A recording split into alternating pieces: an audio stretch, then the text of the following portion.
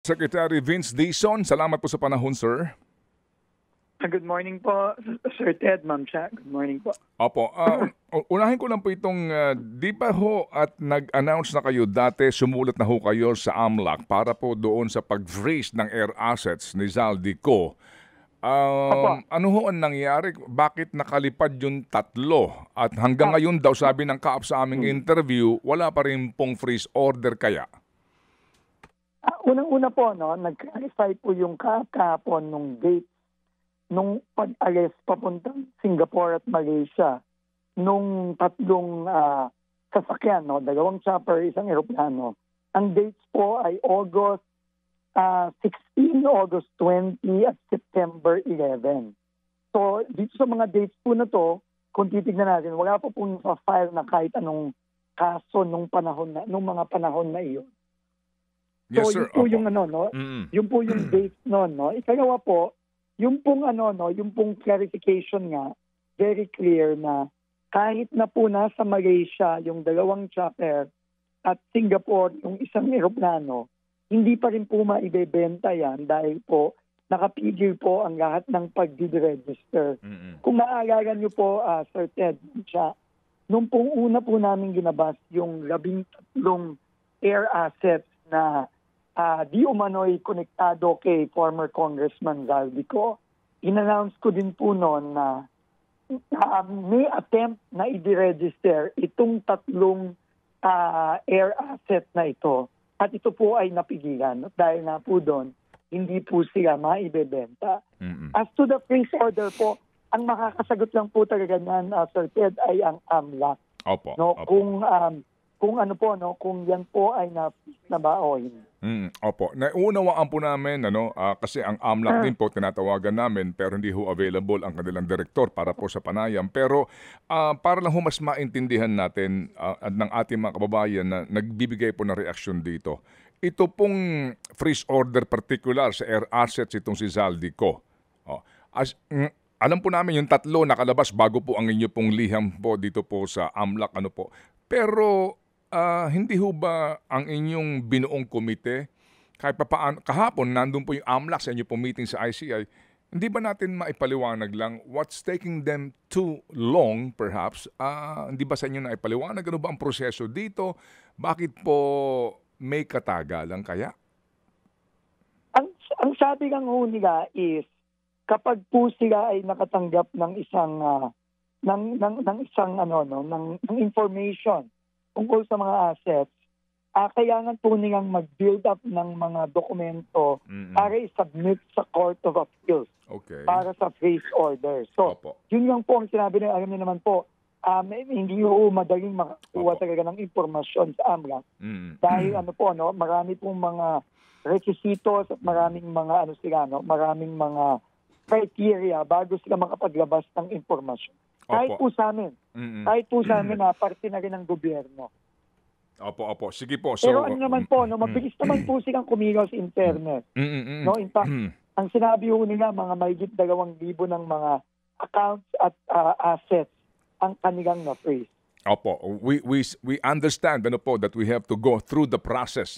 Kaya nga po kami nagkaroon ng panayam para lang maipaliwanag ninyo, doon po sa mga taong naiinip na at hindi ho din siguro naunawaan ng lubos yung dapat na pagdaan ng legal process. Dito po ngayon sa inyong pinag-usapan. Pero ulitin ko lang po, Sir Ted, ulitin ko lang po, ang importante po dito is hindi po maibebenta at kapag ang mga assets na ito ay ultimately na subject na ng pagbabalik ng value nito sa gobyerno, ibig sabihin yung forfeiture, kahit na nasa labas sila ng bansa, makukuha po natin lahat. Opo. Yes sir. That's a very good assurance sa mga humihingi nga po dito ng accountability. Secretary, yung nabanggit niyo po kahapon dito po sa meeting para sa forfeiture ng mga ill-gotten wealth. Ito ho, paano, who's in charge at ano ho dito ang sistema ng prioridad? Paano po?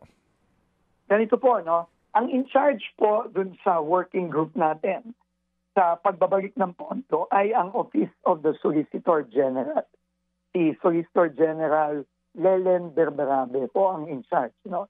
Siya po ang in charge dahil siya po under the law, siya po ay may power na mag-initiate ng mga legal proceeding para maibawi o maibalik ang perang ninakaw sa taong bayan. No? Sila pong dalawa ng ombudsman ang may power niyan. Pero ang ombudsman po, ang nakapokus po siya sa mga kriminal na cases. No? Ito pong mga cases ng plunder, pandarambong, malversation, etc. No? So, ang ginawa po ng Solgen, na tingin ko, no, magandang ginawa is pinagsama-sama po niya lahat ng mga iba't ibang ahensya ng gobyerno na may kinalaman sa pagbabawi ng pondo. Nandyan po ang AMLAC, nandyan po ang CAAP, nandyan po ang BIR, ang Custom, at iba pang mga ahensya. So ito po kinakalap po ng Solgen lahat ng mga assets, no, na suspected na pagmimay-ari nitong mga iba't ibang individual na kinakasuhan natin ngayon.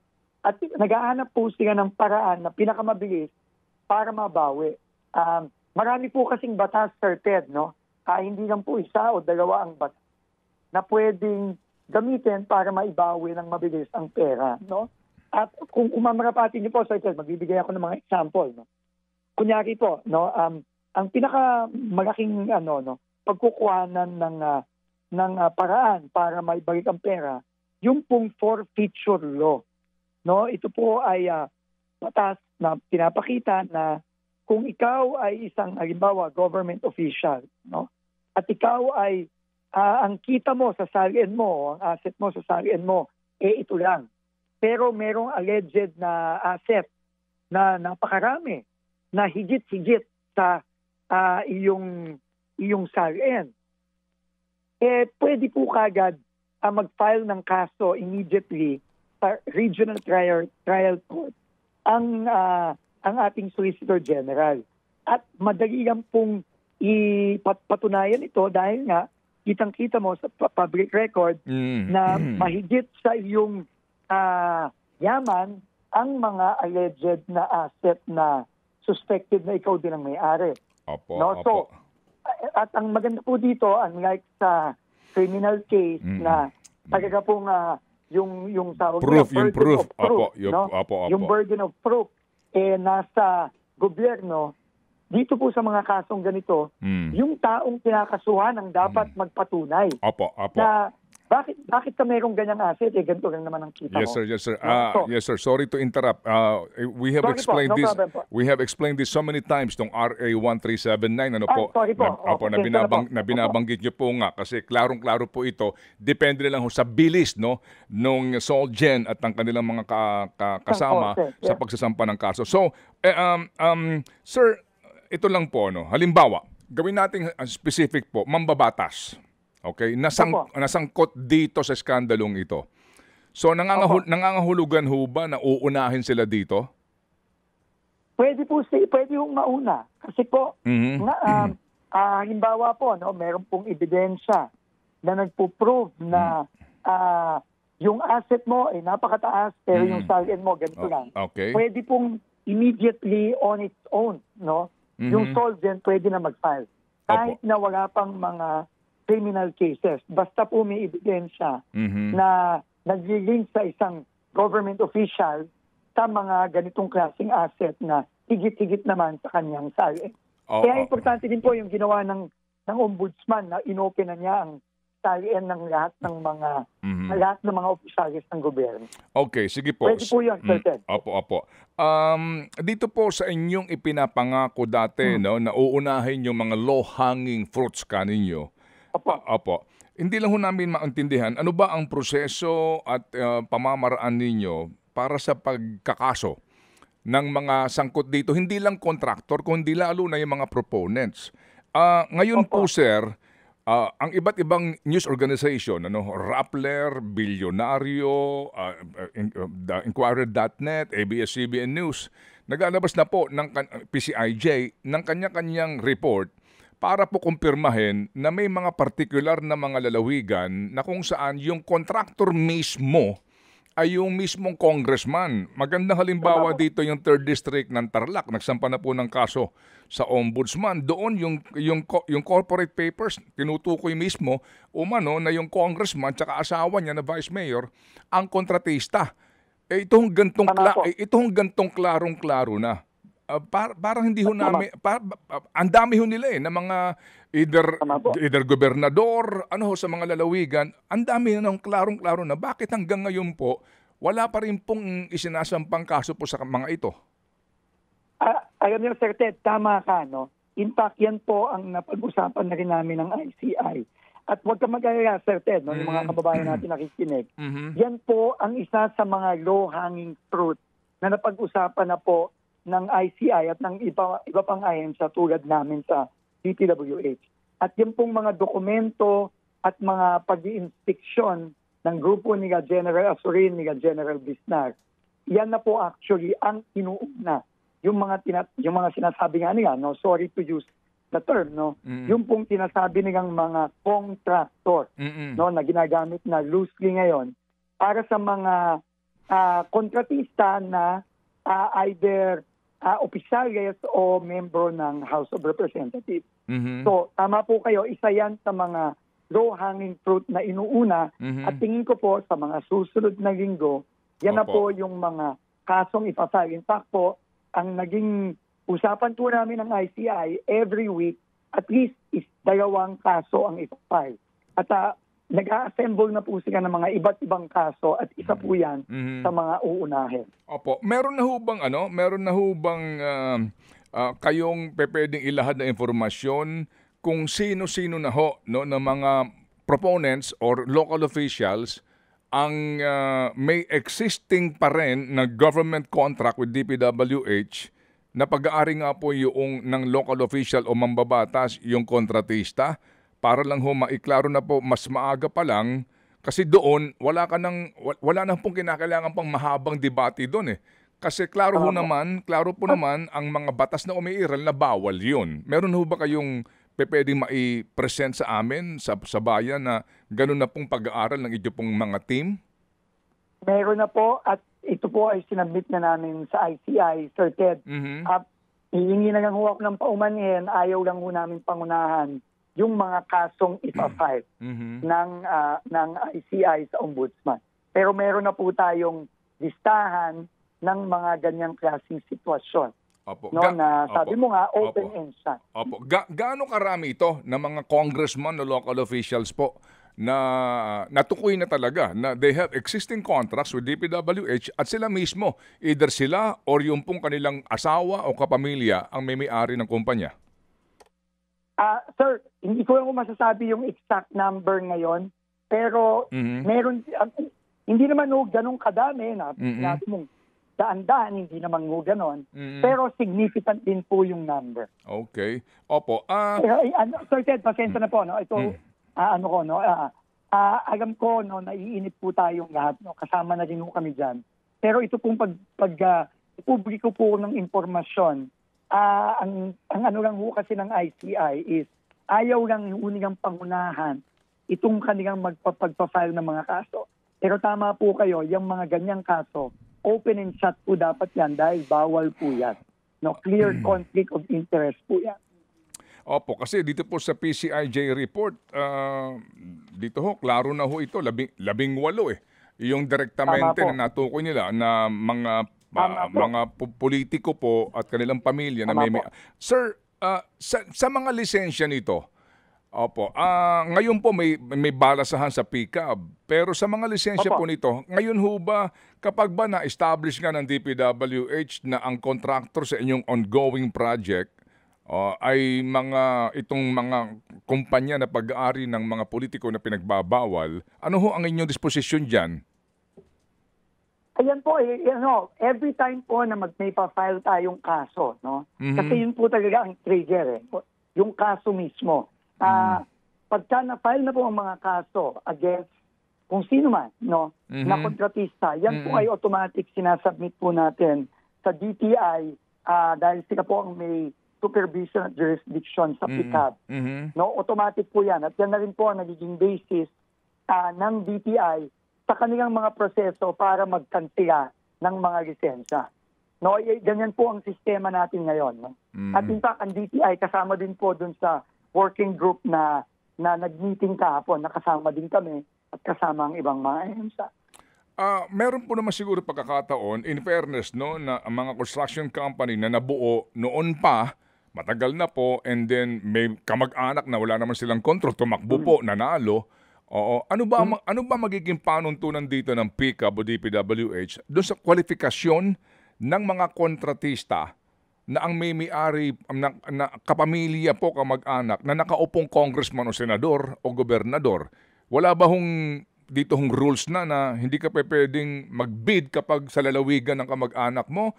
Ano ho ba para maiklaro na ho ito? Kasi nga ito ho yung pinagmumulan ng lahat. Oo.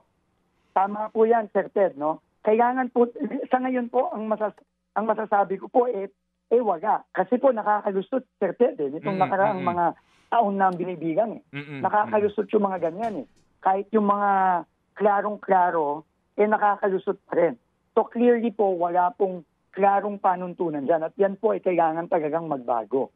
At gagawin din po natin yan kasama ng mga iba't ibang reformang currently na ginagawa din natin para talagang hindi na maulit ito. Kasi ang dami po talagang mga ganyang nakalusot.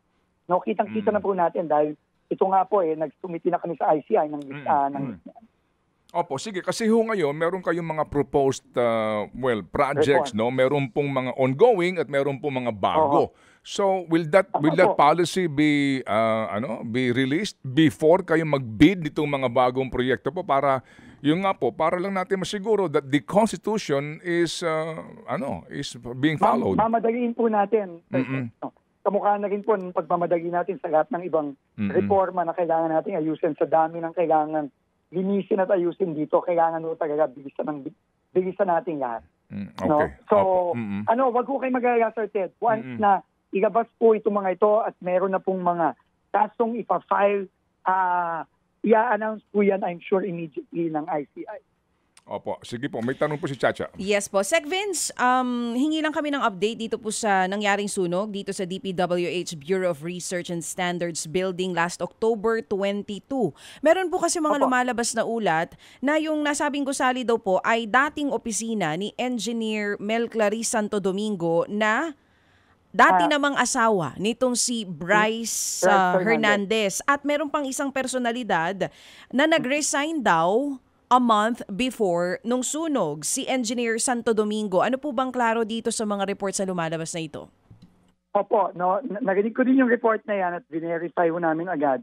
Mali po yung yung building na tinutukoy nila.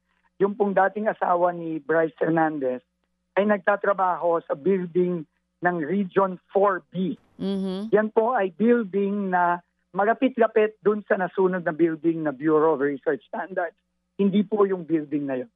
So doon po siya sa Region 4B na-assign bago siya tuluyan na rin nag-deal sa DPWH. Okay. Tapos na po ba yung investigation dito? Nagkaroon ng initial findings nung una. Klaro po ba talaga na walang nadamay ng mga importanteng dokumento na kailangan po sa investigasyon?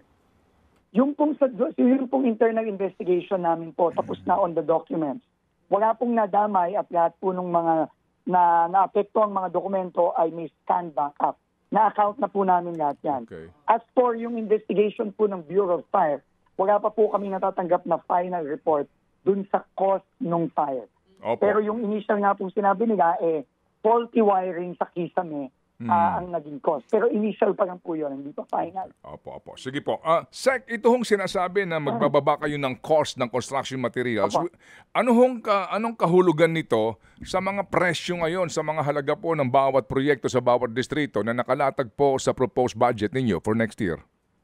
Opo. So, ang nangyayari po, in fact, ilalabas ko po yung detalye niyan sa Lunes, at makikita po ng ating mga kababayan na tama po talaga yung naging desisyon ng Pangulo na ipababa yan. Kasi ang laki po talaga ng mga diferensya sa presyo sa merkado.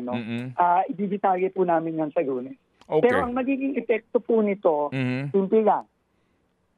Moving forward, pagkalabas po nito, officially, pagka-publish po nito officially, lahat po ng proyekto, kahit na hindi pa 2026, kahit yung mga hindi pa po nabibid ng 2025, automatic po mag-a-adjust po lahat yun. Pababa. Mababa po mag-a-adjust po lahat yun. So yan po ang I think nasabi ko po to once, no? Ito po tingin ko isa sa mga pinakamalaki, if not baka ang pinakamalaking reforma na nagawa po sa loob ng DPWH. Kasi first time po ginawa ito na ibinaba unang-unang ang ganito kalaki at ikalawa, ibinaba ang actual cost po per item of material.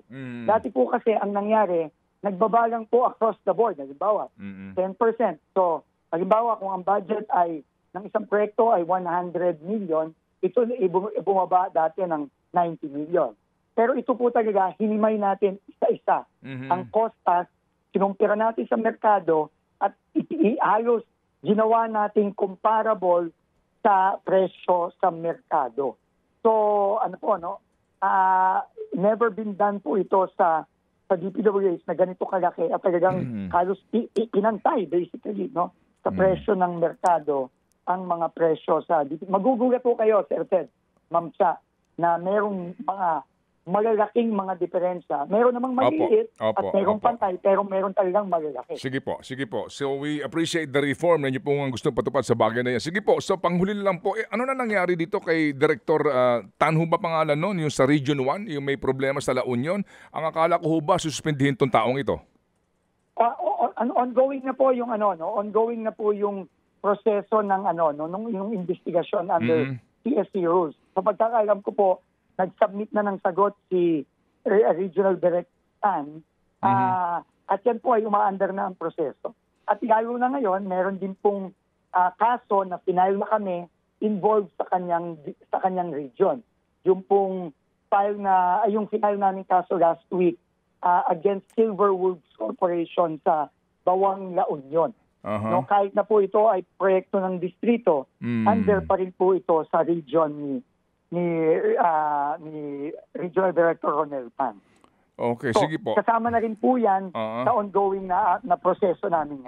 Opo, sige po. So, hindi nyo kasi sakop na itong itong usapin po ng paano daw yung mga iba ngayon na nagkakanya-kanya na po ng hakot at disposal ng mga properties. Yung mga tinutumbok yung taga-Benguet, may balita po na naglilinis na.